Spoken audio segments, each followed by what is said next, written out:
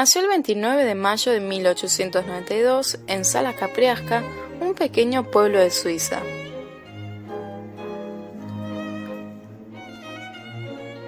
Alfonso Storni, su padre, que sufría de inestabilidad emocional, depresión y alcoholismo, falleció en 1906, provocando así una ruina familiar. En 1909, con 17 años, Alfonsina obtuvo una beca que le posibilitó realizar estudios en la Escuela Normal de Coronda, donde se recibió de maestra rural en 1910. En 1911, Storni inició en Rosario una carrera que sería su principal sostén económico, y publicó sus primeros poemas en revistas literarias. Inició una relación con un hombre casado, pero luego quedó embarazada y decidió tener su hijo sin padre. En 1912, Storni se instaló en Buenos Aires con el objetivo de trabajar y escribir. Paulina Martignoni, su madre, una mujer culta que poseía un título de maestra, fue una influencia importante en la formación intelectual de la escritora. Es ella quien la introdujo en el gusto por el teatro, la música clásica y el canto lírico. Paulina fue una persona tenaz que logró sostener a su familia en las sucesivas crisis y que apoyó a su hija en las difíciles circunstancias de su embarazo y protegió su memoria después de su muerte.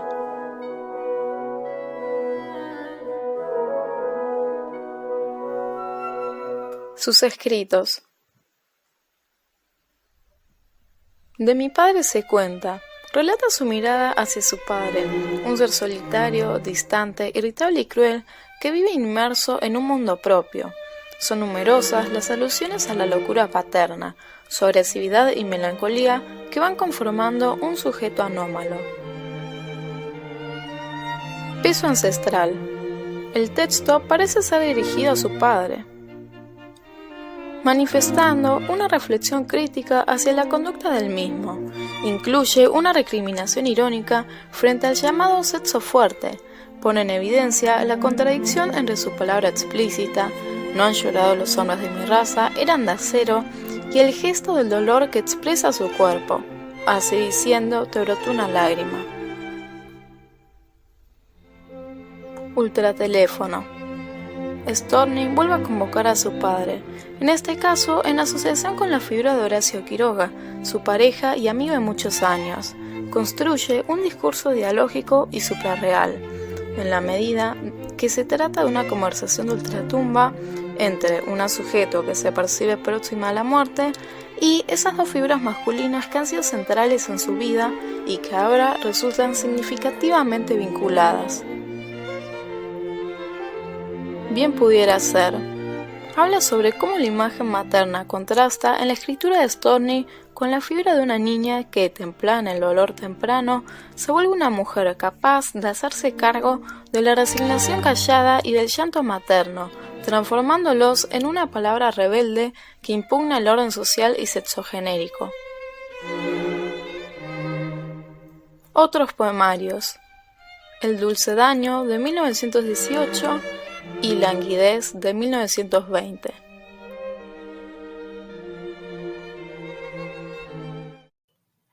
Ideas modernistas. Storni aparece como una nueva intelectual en busca de un espacio propio dentro de un territorio cultural y literario que se está reconfigurando en un sentido moderno. En este proceso, la poetisa se comienza a definir por las tendencias literarias y estéticas del campo modernista y posmodernista. En la obra de la escritora se pueden observar las características e ideas correspondientes a esta vanguardia. La obra de Storni alude a una textualidad que posee rasgos de su ser y sus sentimientos, presentes en el desarrollo de cada uno de sus poemas. Entre ellos, la emocionalidad, el sentimentalismo, el enclaustramiento del propio yo, la enajenación frente al mundo exterior, la transparencia entre vivencia y escritura y la dificultad para articular un discurso propositivo y racional. La textualidad alfonsina se acomoda en un modelo de conceptos, fantasías y sentimientos. Hace aparición el desborde emocional y la sintaxis desarticulada, es decir, la forma del contenido como la forma de expresión de su escritura, como lo demuestra en el siguiente fragmento. Mi angustia no tiene razonable porqué, es cosa de mi alma inquieta y debió de nacer bajo un infausto signo. Mis palabras son los entrecortados sollozos de esa alma desbordada en llanto. Las ideas también aparecen cuando escribe, El alma es el centro de los círculos imantados, en donde estos círculos son retos, apóstrofes, recuerdos impregnados de tristeza, verdades. Alfonsina expresa todo con imágenes que declaran su destreza en la confección de expresiones modernas, bellas, ajustadas y lógicas. Ideas de sus escritos. Aunque su poesía suele recurrir a una articulación de tipo autobiográfica, el recuerdo de las experiencias familiares no son frecuentes, pero sí significativas. La figura de su padre aparece pocas veces de manera explícita. Habla de su agresividad y de su melancolía, que van configurando un sujeto anómalo. Son numerosas las alusiones a la locura paterna y termina expresando una reflexión crítica e irónica frente a la conducta del padre, al que llama sexo fuerte, dando a entender que habría una gran brecha entre hombres y mujeres. Los hombres no pueden llorar, los hombres deben ser fuertes e insensibles. La herencia paterna se actualiza en las múltiples identificaciones entre los rasgos paternos y las características con que el hablante se autorrepresenta. Para Alfonsina, el ejercicio de la escritura y la exploración desde la experiencia femenina establece por un lado algún tipo de complicidad con la herencia paterna en tanto al lenguaje, y por otra parte se da el camino para contradecirla, mediante la articulación de una voz crítica sexogenéricamente demarcada. Habla de la supuesta debilidad femenina y la fortaleza que encuentra en el ejercicio racional. Recoge cómo la herencia pesada e inevitable en su genealogía. Por ejemplo, la figura de su madre aparece marcada por el sufrimiento profundo y silencioso, un sentimiento tras el que puede descubrirse la frustración de una mujer inteligente y con formación intelectual que no tuvo la vida que esperaba. Así, la imagen materna suele contrastar en la escritura de Storni con la figura de una niña prematuramente lúcida, que se vuelve una mujer capaz de hacerse cargo de la resignación callada y del llanto maternos, transformándolos en una palabra rebelde que impugna el orden social y sexogenérico. La mujer es débil, la mujer está atada, sin libertad ni voz. Alfonsina era dueña de esos deseos muertos que pasaron de una generación a otra. En algunos momentos, incluso, dice que escribir la mantuvo viva. Ella expresa su vida, sus sentimientos, sus recuerdos, las imágenes familiares a través de la poesía. Desde chica, pese a su poco convencional familia, Storni tuvo una figura de lucha femenina en su vida, su madre, Paulina Martignoni. Con un esposo alcohólico, sola y con varios hijos, supo cargarse al hombro a su familia y luchar por sostenerla y sacarla adelante de la crisis. Ella utilizó su título de maestra, instaló una escuela particular en Rosario, fue una importante influencia con sus saberes en la formación intelectual de su hija y la apoyó en sus momentos difíciles, como su embarazo. Con los años, Alfonsina llegaría a Buenos Aires, donde retomó su vínculo con el movimiento feminista, del que había comenzado a ser parte en Santa Fe, y empezó a participar en actos culturales y políticos organizados por el Partido Socialista. Al estar vinculada con el feminismo socialista y liberal, que desplegaba en conjunto campañas a favor de los derechos civiles y políticos de las mujeres, Storni se convirtió en 1918 en una de las líderes de la Asociación Pro Derechos de las Mujeres, y desde 1919 participó en actos organizados por la publicación mensual de los socialistas, llamada Nuestra Causa, dirigida por Alicia Moreau de Justo. En 1921, la Unión Feminista Nacional le realizó un homenaje por su premio municipal de poesía, y Storni comenzó a publicar numerosos artículos relacionados a las demandas sociales, culturales y políticas feministas en Argentina.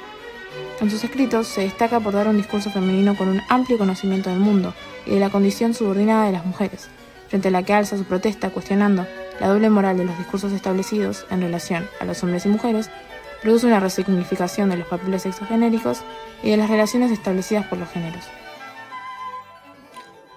Participaciones en la política y publicaciones periódicas.